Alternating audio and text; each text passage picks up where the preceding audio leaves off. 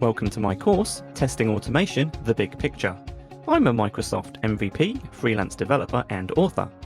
In this course, we're going to learn what automated testing is, the types of tests we can write, and how testing automation fits in with the rest of the business.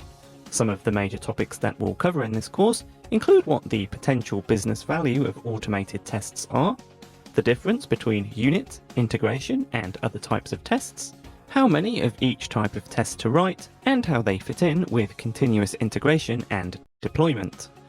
By the end of this course, you'll understand how automated tests can reduce costs, create happier teams and end users, and improve long-term delivery speeds.